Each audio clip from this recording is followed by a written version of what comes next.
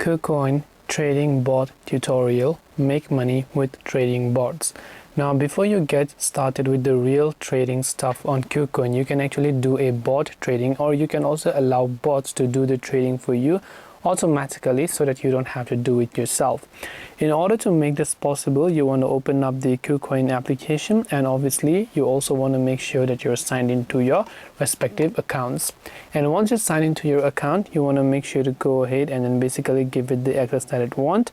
And here you can see a couple of these options. Here you can see trade, and here you can go to all these options, and you can also go to markets, you can go to futures, you can go to this little option over here, and you'll actually find under assets, you'll find the bot option from the top right.